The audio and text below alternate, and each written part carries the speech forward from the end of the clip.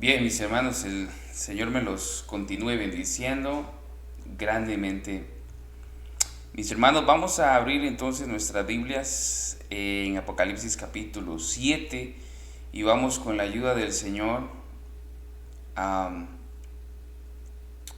continuar la explicación, la predicación de este hermoso capítulo. Y vamos a leer del verso 1 al verso 12. Dice así entonces la palabra de Dios. Después de esto vi a 4 ángeles de pie en los 4 extremos de la tierra, que detenían los 4 vientos de la tierra, para que no soplara viento alguno ni sobre la tierra, ni sobre el mar, ni sobre ningún árbol.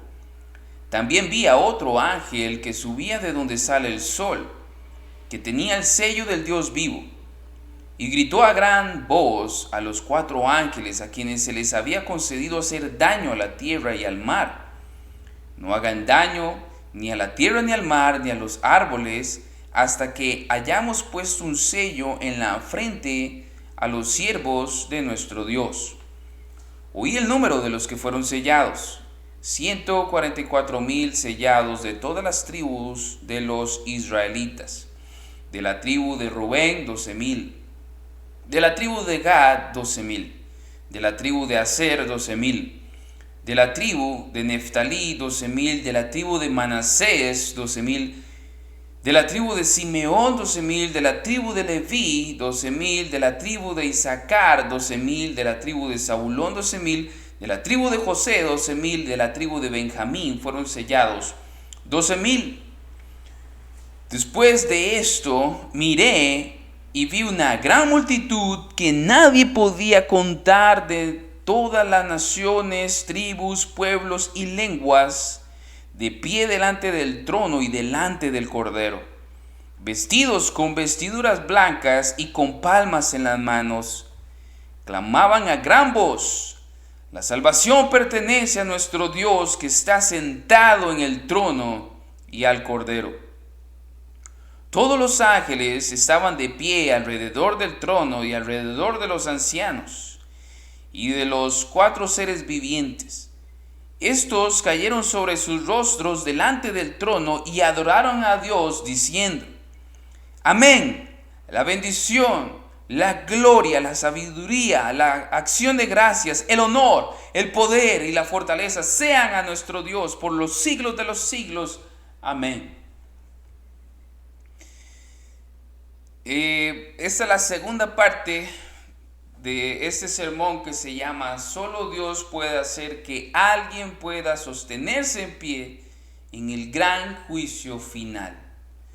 Y habíamos de hecho hablado hoy hace 8 que el capítulo 7 es un interludio que se está dando en medio del abrir de los sellos.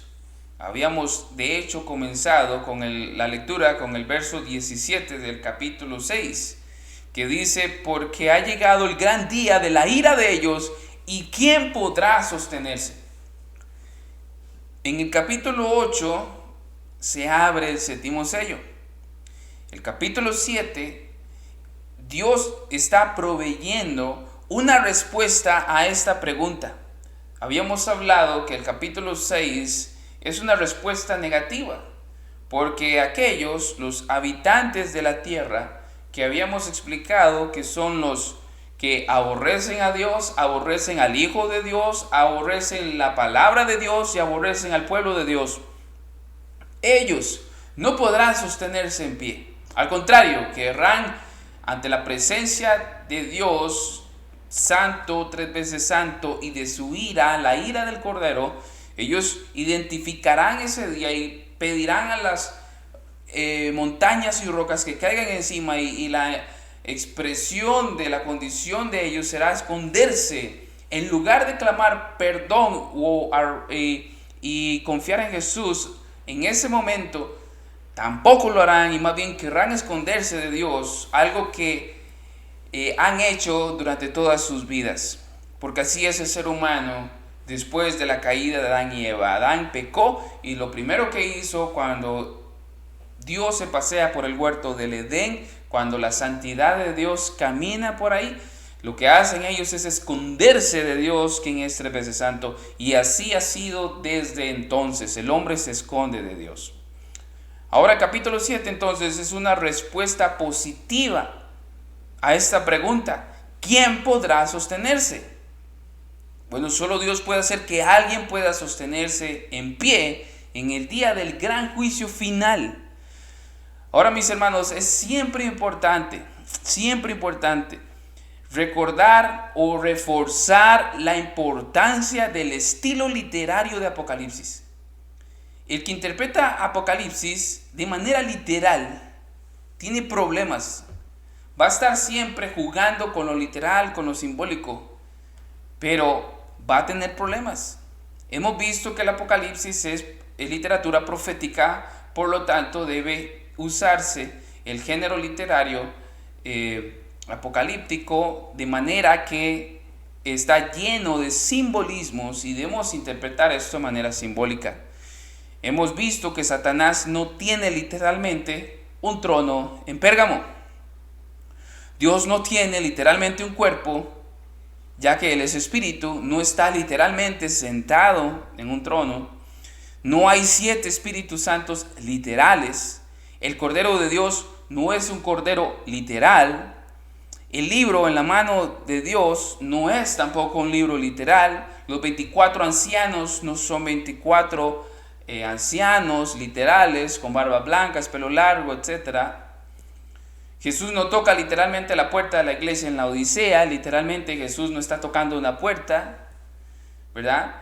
Hemos visto con el pasar del Apocalipsis capítulo 6 que los jinetes tampoco eran jinetes literales, ¿verdad?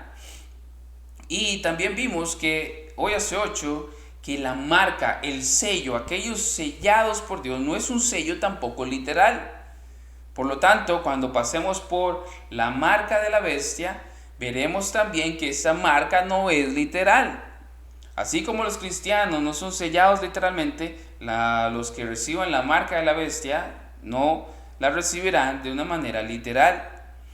Entonces, todo esto que Juan escribió lo hizo de manera de simbolismos para que los cristianos en Asia Menor comprendieran verdades bíblicas, verdades espirituales.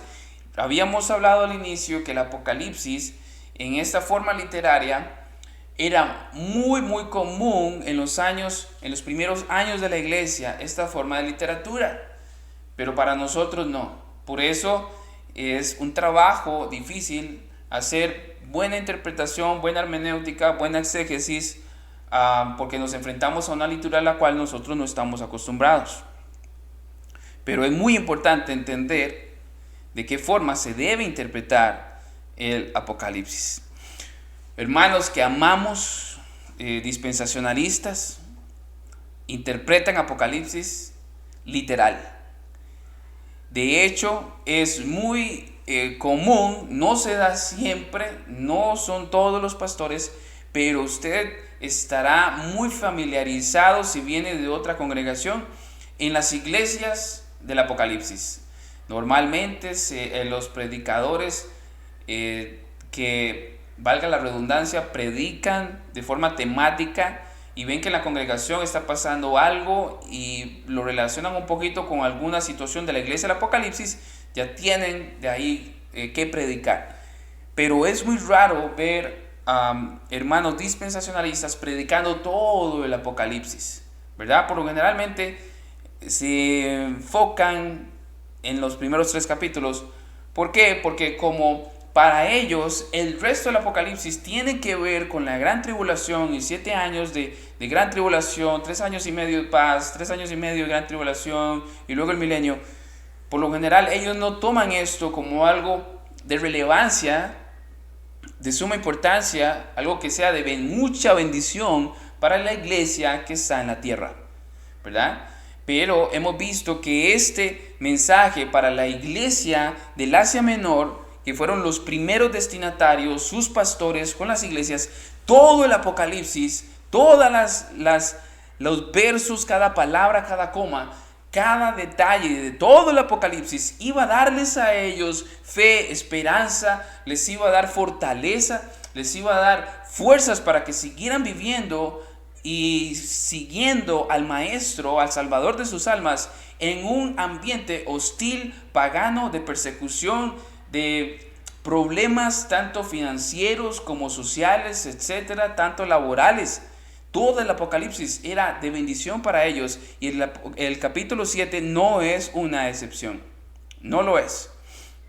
Entonces, por lo tanto, hoy hace 8 vimos que esos 144,000 sellados no eran literales, no son literales. Presentamos argumentos bíblicos que nos revelan que los 144,000 no pertenecen a una Israel étnico, sino a una Israel espiritual. Vimos cómo Pablo espiritualizó Israel y vimos argumentos sólidos por el cual los 144,000 sellados son el Israel de Dios, la iglesia de Dios.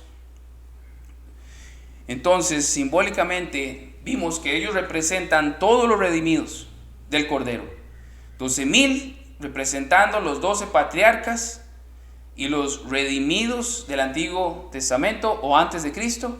12,000 también representado por los apóstoles y representando a todos los redimidos después de Cristo. 12 por 12, 144. Y vimos que el 1000 para los destinatarios era algo completo. Entonces 144,000 sellados eran todos los redimidos por los cuales Jesús fue a la cruz para ese propósito, redimirlos. Juan, entonces, lo que vamos a estudiar hoy, está alargando la respuesta a la pregunta original. La está alargando. Lo que va a hacer ahora Juan es darnos la misma respuesta, pero desde otra perspectiva, desde la perspectiva celestial. En los primeros versos nos llevó a la tierra a ver cómo Dios, antes de que los jinetes actuaran, Dios iba a estar teniendo un cuidado especial por los suyos. Iban a ser sellados, iban a ser cuidados por Dios, para que al final, en el día final, pudiesen sostenerse en pie. Entonces, lo primero que Juan describe ahora es la misma respuesta, pero desde una perspectiva celestial, sobre quiénes podrán sostenerse en pie. Esto así llevándome al primer encabezado de la noche, una respuesta desde la perspectiva celestial. Y dice entonces el verso 9: después de esto miré y vi una gran multitud que nadie podía contar, de todas las naciones, tribus, pueblos y lenguas, de pie delante del trono y delante del Cordero, vestidos con vestiduras blancas y con palmas en las manos. ¿Después de qué? Bueno, después de haber explicado la protección y el cuidado soberano que Dios tiene sobre todo su pueblo acá en la tierra, simbolizado por los 144,000. Y recordemos, estos después no están diciendo que son eventos cronológicos. No, la Biblia no nos está diciendo eso. Vamos a estar notando que constantemente el Apocalipsis nos va a estar diciendo lo mismo desde diferentes perspectivas. Es algo muy común en la literatura apocalíptica. Por eso es tan importante interpretarlo como realmente es, literal, de la manera como la literatura que es, ¿verdad? Literatura apocalíptica. Ahora, ¿qué vio Juan? Dice la palabra de Dios que él vio una gran multitud, no se podía contar. Es exactamente lo mismo que quiso decir anteriormente. Son 144,000 sellados. 12 por 12 es la ecuación bíblica para expresar una gran multitud, que para Juan era incontable, mas para Dios no. Él sabe exactamente el número de sellados. El Cordero supo en la cruz el número exacto de personas con nombre y apellidos a los cuales Él redimió, compró, perdonó, adoptó, justificó. En resumidas cuentas, salvó. Porque la salvación es un milagro y solo Dios puede hacer milagros. La salvación de principio a fin pertenece a Dios. La salvación es del Señor. La gran multitud es el fruto de la cruz. Es el resultado del plan redentor de Dios, ya consumado en el cielo. Mis hermanos, es la consumación de esa promesa que Dios le dio a Abraham. Dios es un Dios de pactos, un Dios que cumple lo que promete. Y en el Apocalipsis estamos viendo la consumación de esa promesa. Génesis 22, 15 al 18. Leo para ustedes. Génesis 22, 15 al 28. El ángel del Señor llamó a Abraham por segunda vez desde el cielo y le dijo: por mí mismo he jurado, declara el Señor, que por cuanto has hecho esto y no me has rehusado tu hijo, tu único, de cierto te bendeciré grandemente y multiplicaré en gran manera tu descendencia como las estrellas del cielo y como la arena en la orilla del mar. Nadie puede contar la arena. Y sigue diciendo el texto: y tu descendencia poseerá la puerta de sus enemigos. En tus simientes serán benditas todas las naciones de la tierra, porque tú has obedecido mi voz. Esa promesa santa que Dios le dijo a Abraham, que Dios está manifestando ahí, de hecho, que en Abraham, por la simiente, Jesús iba a ser bendito, no solamente Israel, sino todas las naciones. La salvación de principio a fin es del Señor y no del hombre.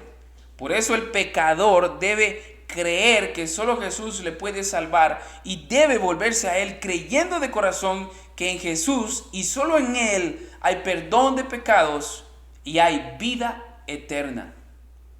Las puertas están abiertas no solo para un Israel étnico, sino para personas de todas las naciones, lenguas, tribus,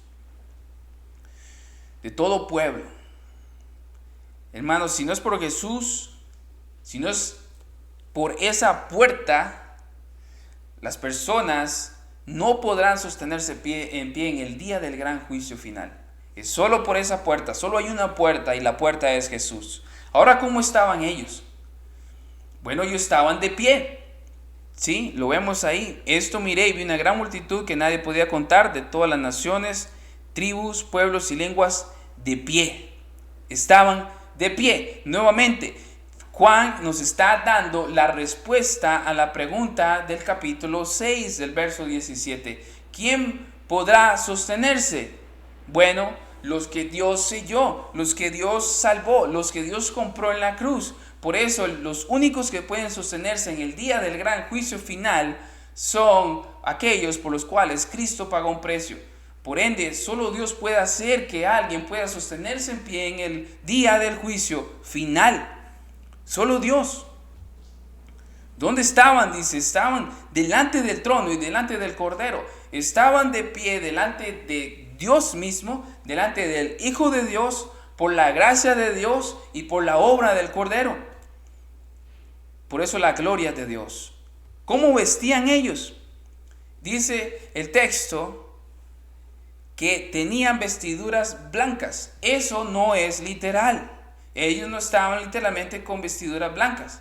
Nuevamente, lo que está diciéndonos Juan es el cumplimiento, por ejemplo, de esa promesa que es para todos, pero que también se la dio a Sardis. Quienes sean fieles serán vestidos de blanco. Los hermanos de Sardis, al leer esto, estaban ya viendo por adelantado que estarían en el cielo porque habían sido comprados y vestidos por Cristo. De hecho, cuando pasamos por ese verso, nuevamente recordamos que el color blanco significa o simboliza santidad, paz. Tienen las ropas de Cristo, quien es el intercesor o el intermediario entre Dios y el hombre. Es por medio de Cristo que el hombre que está en rebeldía con Dios puede estar en paz con Dios. Entonces están vestidos de santidad, de paz, de esa paz porque se reconciliaron con el Señor. la justicia de Cristo, imputada a su cuenta por pura gracia soberana. Por eso pueden estar de pie, por los méritos de Cristo, no por los de ellos. Esas vestiduras blancas son por el cual ellos pudieron sostenerse en pie. Todo apunta hacia Cristo, todo apunta a la cruz.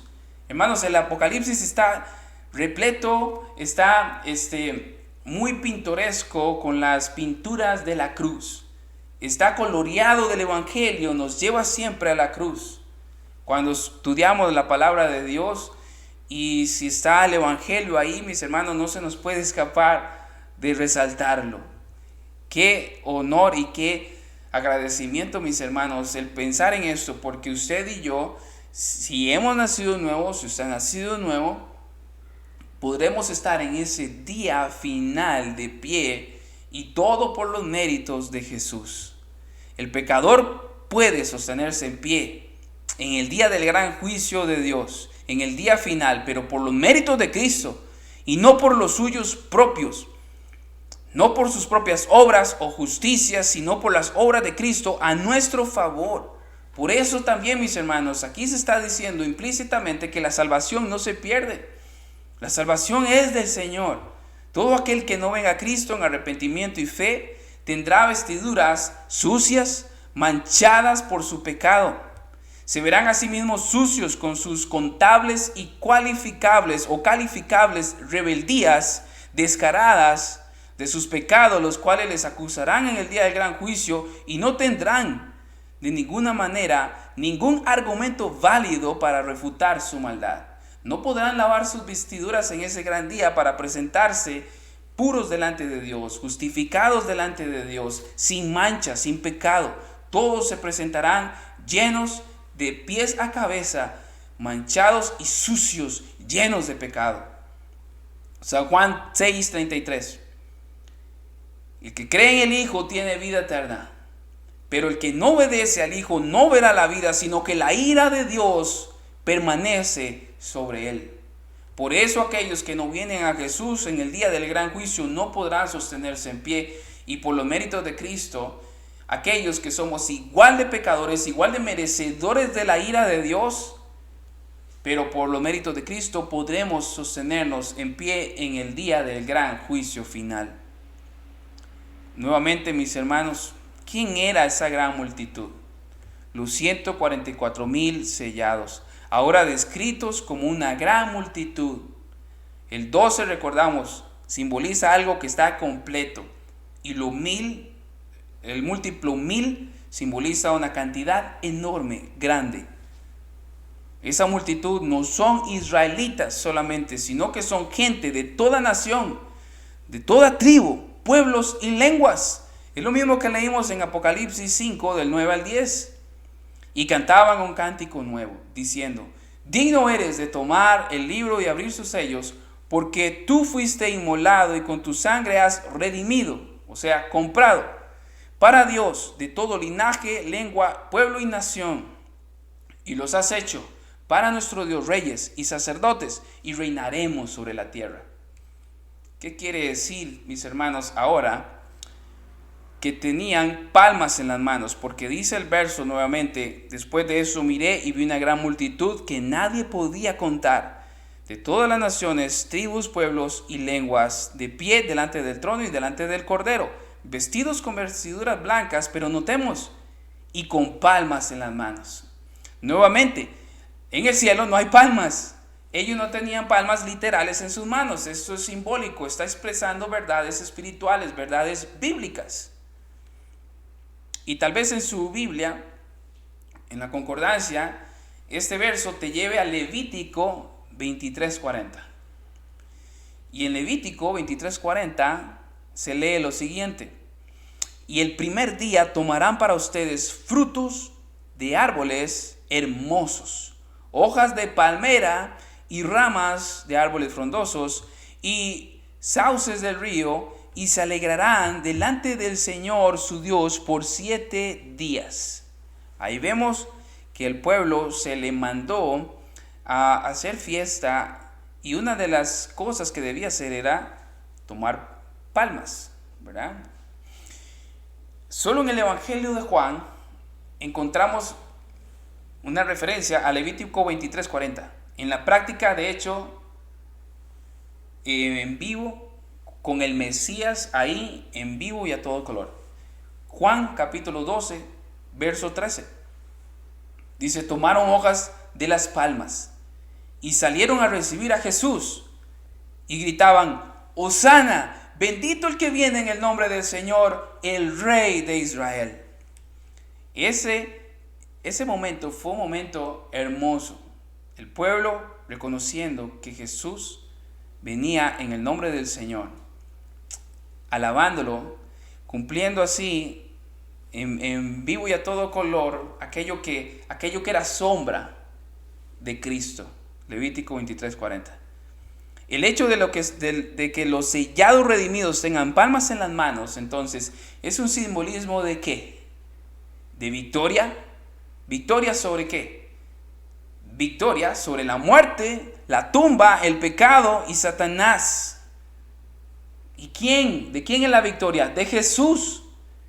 Somos más que vencedores por Jesús. Jesús es quien nos da la victoria. Todo eso derrotado por el Cordero de Dios, quien vivió una vida santa y justa, sujetándose al Padre en todo, muere sustitutivamente en la cruz por los que el Padre le dio antes de la fundación del mundo, y al resucitar al tercer día, una vez más, mis hermanos, estamos siendo testigos ellos están celebrando, la victoria de Cristo sobre todas esas cosas y de la muerte. Están celebrando a Jesús, que está vivo. Él está vivo, nuestro Dios está vivo. Nosotros predicamos a un Dios vivo, no muerto. Dios no es un Dios de muertos, Él está vivo y Él es victorioso, y en Él somos más que vencedores en medio de la aflicción, de la tribulación, de la opresión, de las injusticias que usted y yo acá en la vida experimentemos, y las vamos a experimentar porque se nos fueron profetizadas, hemos sido advertidos una y otra vez de que el que quiera vivir una vida piadosa vivirá una vida de persecución, de tribulación, de angustia. Pero dijo Jesús, confiad, yo he vencido al mundo. Esas palmas que ellos tienen en la mano es un simbolismo de que están celebrando a un Dios victorioso. Ellos vivieron, los hermanos en Asia Menor, vivieron tiempos turbulentos, pero se les está diciendo acá, tranquilos, que la victoria es segura, la victoria ya está consumada por lo que hizo Cristo en la cruz, por los méritos de Cristo. Nuevamente, mis hermanos, cuando los hermanos de la iglesia de Asia Menor leyeran esto, se iban a regocijar. Yo tengo certeza de que aquellos en Éfeso que estaban con ese enfriamiento espiritual, que les fueron llamados a volver al primer amor, a leer estas líneas, meditar en ellas, ir al Antiguo Testamento y ver estos detalles, Juan mismo en Éfeso, recuerdan, Juan estaba en Éfeso discipulando, probablemente, sin duda alguna, Juan les relató estos pasajes del Evangelio de Juan a ellos, y recordaron cómo Jesús fue recibido con palmas. Esto iba a bendecir sus corazones, sus vidas, animarlos, esforzarlos, consolarlos, darles ánimo. Estos pasajes eran importantes para ellos, al igual que para nosotros. Nosotros tenemos un Dios que venció. Somos más que vencedores. Aunque el mundo te vea a ti y me vea a mí como un perdedor, como dicen unos losers, unos inútiles, alguien que para la sociedad no aporta nada, para nosotros no es así y no significa eso. Somos la sal en la tierra, la luz en la tierra, y gracias a la iglesia en la tierra, muchos pueblos son bendecidos y naciones son bendecidas porque Dios despliega su misericordia a través de la iglesia, y muchos vienen a la fe y al arrepentimiento por la iglesia. Hoy lo que el mundo necesita, lo que el drogadicto necesita, lo que el alcohólico necesita, lo que el ladrón necesita, no son charlas de motivación, no son grupos como Alcohólicos Anónimos y todo este tipo de cosas. Lo que la gente necesita del Evangelio y necesita una iglesia que predique el Evangelio. Por eso la iglesia es tan importante y debemos seguir haciendo la obra de Dios. Y en estas líneas encontramos fuerzas para continuar haciendo la obra de Dios porque Él nos mandó y en Él la victoria está asegurada. En Él la victoria está asegurada.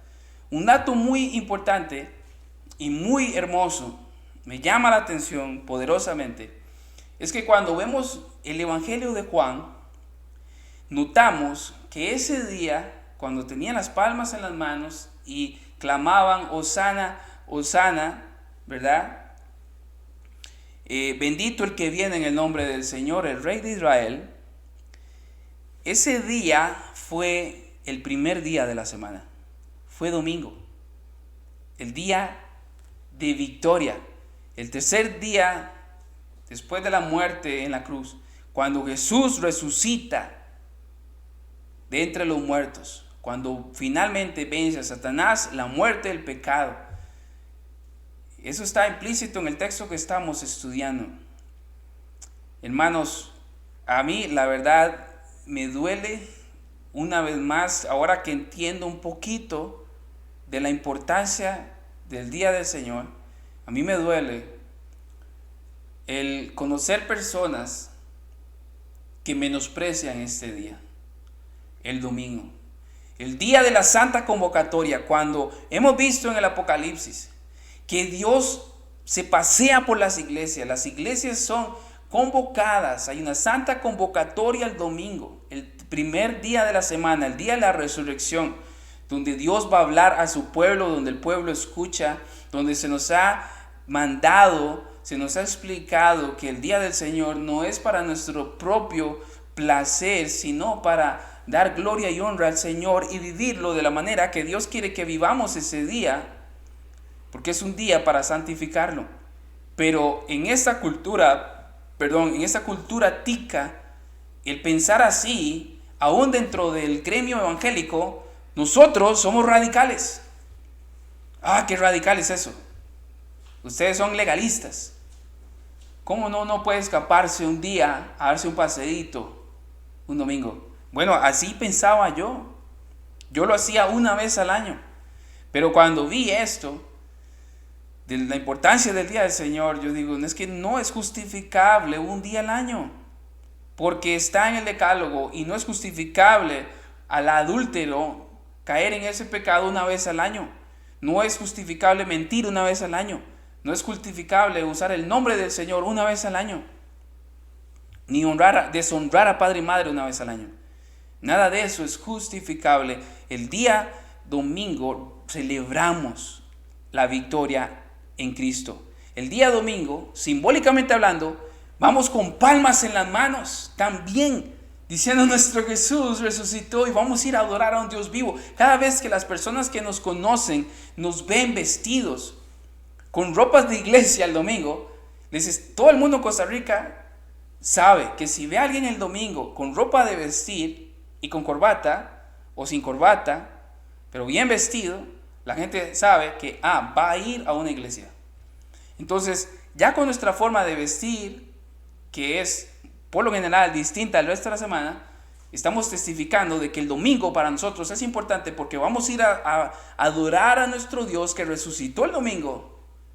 Estamos testificando, adorando a un Dios que está vivo. Cristo está vivo. Y es muy importante esto. Todos los días debemos estar agradecidos por la generosa misericordia, llena de gracia y soberana salvación que Dios nos otorgó, y cada domingo hacer lo mismo de manera congregacional. Es el día de la santa convocatoria, el día en que Dios nos ha convocado según su palabra. Es el día que, como vimos en las cartas, Dios, Jesucristo, Espíritu Santo, se pasea por la iglesia. En la Biblia nos dice, mis hermanos, cómo adorar a Dios y cuándo. ¿Cómo y cuándo? No es a nuestra conveniencia ni para nuestro confort adorarlo. Lamentablemente con el COVID muchas iglesias empezaron a practicar la virtualidad y siguen practicándolo ya sin excusa alguna. Todo porque se acomodan a personas que quieren vivir un cristianismo a la manera de ellos y no a la manera bíblica, porque no conocen al Dios de la Biblia. Entonces terminan los domingos y en idolatría, adorando a un Dios que no conocen, un Dios que se han inventado. Un Dios inventado es un ídolo. Ahora, mis hermanos, estos santos redimidos están realmente agradecidos, eternamente gozosos por la salvación que les fue otorgada por pura gracia y misericordia por parte de Dios y del Cordero de Dios. Estaban tan gozosos y agradecidos que estallan con una doxología, una alabanza. Ellos saben que en la tierra fueron sellados por pura gracia y anhelaban que se les diera esa oportunidad para poder entonar, estallar en cantos llenos de teología delante del que está sentado en el trono y delante del Cordero. Y eso me lleva al segundo encabezado: una alabanza llena de teología. Una alabanza llena de teología. Y así avanzamos al verso 10. Y clamaban a gran voz: la salvación pertenece a nuestro Dios que está sentado en el trono y al Cordero. Y hermanos, esto es tan profundo y tan hermoso que uno desea que llegue ese día. Y así será, tarde o temprano, para usted y para mí llegará ese día donde podremos, por los méritos de Cristo, estar de pie y enfrente del Dios que está sentado en su trono, enfrente del Cordero de Dios, poder decirle: Señor, por usted estoy acá. Hermano, eso va a ser monumental, eso va a ser grandioso, eso va a ser maravilloso. No nos lo podemos imaginar, pero lo anhelamos. Esta gente, nosotros que estaremos ahí, toda esta gran multitud, no están diciendo que se sostuvieron en el día final por obras. No estarán diciendo: es que yo no mentí allá en la tierra, no codicié allá en la tierra, es que yo no adulteré en vida, yo siempre honré a Padre estando en vida, nunca usé el nombre de Dios en vano, siempre santifiqué el día del Señor, yo siempre me congregaba todos los domingos, y si teníamos que pasar en vela el domingo, ahí estaba yo fiel. Todos los días amé a Dios con todo mi corazón, con toda mi alma, cuerpo y mente, y con todo mi ser, y siempre amé al prójimo como a mí mismo. Nada de eso encontramos en el texto. Nada de eso. Todo eso es importante. Todo eso es importante. Todo eso el cristiano debe guardarlo. Debe procurarlo. Debe esforzarse por vivirlo. Todo, todito. Tan importante es no mentir, no adulterar, como santificar el día del Señor y no usar su nombre en vano. Cosa que las cuales a veces cometemos, a veces pecamos usando el nombre de Dios en vano, a veces hasta oramos porque no sabemos ni qué decir y estamos diciendo Señor como un cliché. Hermanos, cuán pecadores somos y cuán grande es la gracia de Dios. Ellos no están diciendo que están ahí por obras, ellos están gritando que están ahí por los méritos del Cordero. La salvación de principio a fin es del Señor y no del hombre, para nada. Por eso, si alguien escucha esto y no ha nacido de nuevo, debe arrepentirse de no creer que solo en Jesús hay perdón de pecados y Él es el camino a la vida eterna. Debe arrepentirse de estar pensando que es por obras, por guardar la ley, por guardar mandamientos, los cuales ni siquiera pueden guardar. No es ese el camino, es Cristo el camino. Deben clamar a Dios para que les dé un arrepentimiento genuino, fe salvífica, para que de verdad puedan con un corazón cambiado venir de verdad legítimamente, con una fe legítima, un arrepentimiento genuino a Cristo Jesús, se vuelvan de su teología errónea al verdadero Dios, a Jesús, el único dador de la vida, el único que puede perdonar pecados, Jesús de Nazaret. No hay otra manera de estar de pie en el día del gran juicio final. No lo hay, solo hay un camino, solo hay una manera. Me encanta Mateo 19, 25 al 26. Los discípulos hacen una gran pregunta. Una de las preguntas más importantes que podemos encontrar en toda la Biblia. Mateo 19, 25 al 26. Ellos dicen, al oír esto, los discípulos estaban llenos de asombro y decían entonces, ¿quién podrá salvarse? Vean la pregunta, ¿quién podrá salvarse? Es parecido a esto, ¿quién podrá sostenerse en pie? Es una pregunta sinónimo. ¿Quién podrá sostenerse en pie? ¿Quién podrá salvarse?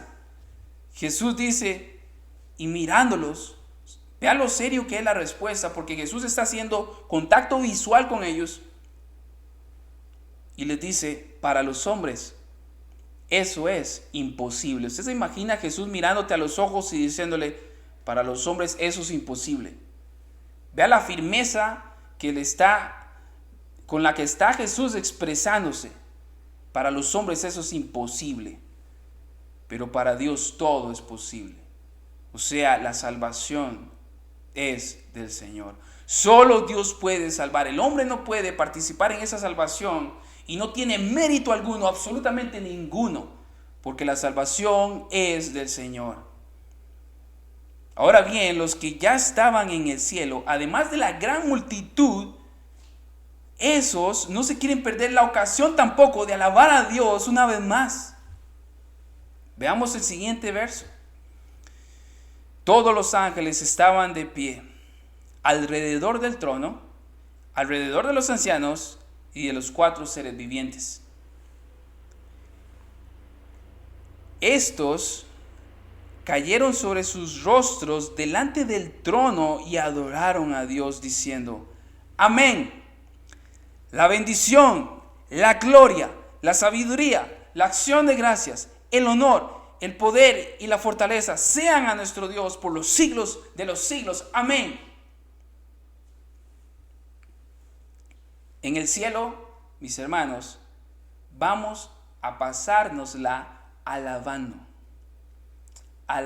a nuestro Dios. Cuando veamos de hoy en 8 esa palabra de servir, hace una referencia a alabar, a cantar. Pasaremos en un culto a Dios por los siglos de los siglos. Estaremos finalmente experimentando. Será tangible nuestra salvación, de manera que, mis hermanos, no nos vamos a cansar nunca de estar alabando a Dios. La pregunta, ¿la gente se cansa en las iglesias de alabar a Dios? Bueno, ¿qué van a hacer? Porque en el cielo nos la pasaremos alabando a Dios, todos juntos, con los ángeles. Lucas 15:10 dice lo siguiente, Lucas 15:10. De la misma manera les digo, eso es Jesús hablando, hay gozo en la presencia de los ángeles de Dios por un pecador que se arrepiente. En el cielo, mis hermanos, seremos testigos de esto. Estos ángeles están llenos de gozo por la multitud que Dios salvó, por la salvación del Señor. Los ángeles no se alegran por el pecador y se gozan por el pecador. Los ángeles se alegran y se gozan por el Salvador que salvó un alma perdida. En el cielo seremos testigos de ese gozo angelical por la salvación que Dios otorga inmerecidamente a los pecadores. Y noten lo que ellos dicen, noten esta alabanza. Amén. Así es, así sea, así es. La bendición, contémoslo. La bendición, 1. La gloria, 2. La sabiduría, 3. La acción de gracias, 4. El honor, 5. El poder, 6. Y la fortaleza, 7. Sean a nuestro Dios por los siglos de los siglos. Amén. La alabanza empieza con un amén, cierra con un amén. Y hay 7 perfecciones que se mencionan en esta alabanza. Perfecciones de Juan, perfecciones de María, perfecciones de Abraham, no, perfecciones de Jesús. En el cielo vemos total adoración a la Trinidad, pero nada más a ellos. Solo a Dios se debe adorar, solo a Dios se debe alabar.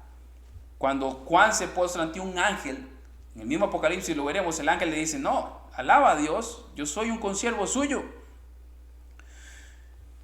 Las alabanzas están llenas de teología, por eso es tan importante alabar a Dios con entendimiento. Jesús dijo, busco adoradores que me adoren en espíritu y en verdad. Con conocimiento de Dios debemos pasar nuestra vida conociendo a Dios para poder tener discernimiento de lo que cantamos. De lo que cantamos debemos alabar a Dios con entendimiento, con teología. Como lo hicieron los hermanos en el Antiguo Testamento y en el Nuevo Testamento. Vemos estas perfecciones de Dios tanto en el Antiguo como en el Nuevo Testamento. Salmos 24:8. ¿Quién es este Rey de la gloria? El Señor, fuerte y poderoso, el Señor poderoso en batalla. Salmos 59:17. Oh fortaleza mía, a ti cantaré alabanzas, porque mi baluarte es Dios, el Dios que me muestra misericordia. Cuando se levantaron las ofrendas para la construcción del templo, David también estalló en alabanza. Primera de Crónicas 29:11. Primera de Crónicas 29:11. Tuya es, oh Dios, oh Señor, la grandeza y el poder y la gloria y la victoria, la majestad. En verdad, todo lo que hay en los cielos y en la tierra, tuyo es el dominio, oh Señor, y te exaltas como soberano sobre todo. Todas las perfecciones de Dios mencionadas en el Antiguo Testamento, igual en el Nuevo Testamento. Primera de Pedro, capítulo 5, versos 10 al 11. Primera de Pedro 5, versos del 10 al 11. Y después de que hayan sufrido un poco de tiempo, vemos, mis hermanos, sufrimiento. Vemos sufrimiento. Es una carta a gente sufrida. Apocalipsis es una carta a gente sufrida. Tesalonicenses y muchas cartas dirigidas a gente que estaba sufriendo. Por eso tan importante todo el Apocalipsis, porque todo el Apocalipsis va a estar consolando, fortaleciendo, animando a gente que estaba sufriendo. Y dice, después de que hayan sufrido un poco de tiempo, el Dios de toda gracia, que los llamó a su gloria eterna en Cristo, Él mismo los perfeccionará, afirmará, fortalecerá, establecerá. A Él sea el dominio por los siglos de los siglos. Amén. Amén. Y amén. Mis hermanos, conocer a Dios es un deleite. ¿Estás pasando tiempo con Él para poder alabarlo con entendimiento? Para poder cada domingo, cuando cantamos estos himnos tan preciosos, llenos de teología, nuestra mente esté ya con la habilidad de reconocer esas líneas teológicas llenas de verdad, llenas de la Escritura, y poder alabar a Dios de corazón, con entendimiento. Estamos alabándolo entre semana. Yo lo veo a usted alabándolo los domingos. Lo alabas entre semana, cantas, lo alabas. ¿Estás agradecido por la salvación? ¿Ya te salvó el Señor? ¿Ya lo hizo? ¿Eres sellado por Dios? Entonces te esfuerzas por agradarle, rindes ante Él tus luchas, tus debilidades, clamas a Él para que Cristo sea formado en su vida. Te estás preparando para el sufrimiento, la tribulación, que mis hermanos, como lo vemos domingos a miércoles, domingos y miércoles a través de este estudio que estamos dando de Apocalipsis, Primera Pedro, mis hermanos, por todos lados la Biblia nos habla de que los que quieren agradar a Dios vamos a padecer persecución. Pero por todos lados la Biblia nos habla de que para nosotros, los redimidos, los que hemos sido comprados por la sangre de Cristo, tenemos en Cristo la victoria asegurada. Y no importa la persecución, el hambre, la desnudez, todo obra para bien para aquellos a quienes Dios, desde antes de la fundación del mundo, llamó para la fe de Cristo, para que sean de Cristo, para que vengan a Cristo en arrepentimiento y fe y vivan para Cristo. Estamos viviendo para Cristo, estamos aprovechando nuestro tiempo para Él, lo estamos conociendo, estamos invirtiendo en recursos bíblicos para conocerle, para alimentarnos de otros que ya han escarbado y escarbado y escarbado y Dios permitió en su providencia dejarnos literatura para enriquecernos aún más lo que ya vemos en la palabra de Dios. Estamos entonces esforzándonos por vivir una vida cristiana legítima, genuina, transparente. Estamos buscando adorarlo como Él quiere que lo adoremos. Estamos ensayando en la tierra lo que viviremos por toda la eternidad. ¿Está usted agradecido por la salvación que Dios le ha otorgado? No hay nada más triste que ver gente que dice ser cristiana menospreciando cultos, menospreciando lo que Dios ordena, menospreciando a hermanos, siendo indiferente a lo que Dios ordena y siendo indiferente también a hermanos que dice que aman. Si no amamos al hermano que vemos, ¿cómo podemos decir que amamos a Dios si a Dios no lo vemos? Jesús dijo, si me amáis, guardáis mis mandamientos. Mi hermano y hermana, acabamos de pasar por líneas que nos grafican, nos llevan nuestra mente a un escenario que será real en nuestras vidas. Seremos parte de esa gran multitud y alabaremos a Dios por siempre. Por lo tanto, sigamos ensayando cultos hogareños, cultos personales y cultos congregacionales, porque eso haremos por la eternidad. Y si alguien no anhela que llegue domingo, si alguien en su corazón termina el domingo y usted dice en su corazón, Dios, yo quiero que continúe siendo, yo quiero que sea domingo mañana, yo quiero que sea domingo mañana. ¿Cuándo llega el domingo? Porque eso es lo que haremos por toda la eternidad, adorar a nuestro Dios. Y eso lo hacemos libremente los domingos. Que Dios nos ayude también, mis hermanos, con el gobierno que viene, a que podamos seguir adorando libremente como lo hacemos hasta ahora. Si vienen trabas, persecuciones, vamos a seguirlo haciendo. Se nos va a complicar más, pero nadie nos va a quitar que como iglesia nos sigamos congregando para seguir adorando a nuestro Dios a la manera de Dios, el día de Dios, juntos. Y si alguien va a escuchar este video que va a quedar ahí en las redes sociales y de verdad no ha venido a Cristo, debes venir a Jesús. De tal manera amó Dios al mundo que envió a su Hijo unigénito para que todo aquel que en Él cree no se pierda, más tenga vida eterna. Todo aquel que cree en Jesús tendrá vida eterna. El que se rehúsa a creer en Él, la ira de Dios permanecerá sobre él. Vamos entonces.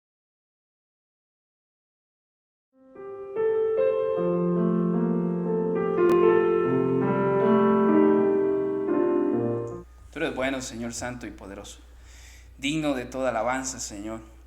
Gracias por tu palabra, por estas líneas santas y perfectas y que llegan al corazón y al alma. Mi Dios, gracias por los hermanos que son fieles a ti, Señor, y tienen sed de tu palabra. Y mi Señor, al imaginarnos esta cena celestial, también en nuestro corazón anhelamos que llegue ese día donde podremos estar por los méritos de Cristo de pie.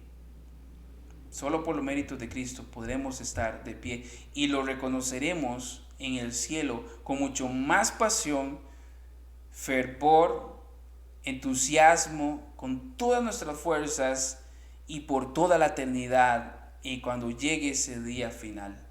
No sabemos cuándo será, no sabemos si somos esa última generación, eso no lo sabemos. Pero sí sabemos, Señor, que mientras estemos en este mundo peregrinando acá, en este planeta, en este lugar que ya no es el nuestro, somos peregrinos, embajadores de Cristo acá. Mientras estemos aquí, Señor, seguiremos adorándote, sirviéndote, conociéndote y, Señor, anhelando que llegue el domingo, el día del Señor. Porque tú eres bueno, maravilloso. Ayúdanos, Señor, a confiar en ti en medio de cualquier tribulación, en medio de cualquier persecución, en medio de cualquier injusticia, en medio de cualquier ambiente hostil. Señor, ayúdanos a confiar en que tú estás en control, en el trono, y que todo tú, Señor, en tu soberanía, lo has, Señor, predeterminado. Tú estás a cargo de todas las causas secundarias y todo obra para bien para aquel al cual fue llamado, justificado, porque será glorificado, y todo por los méritos de Cristo. Nada nos apartará de tu amor, absolutamente nada.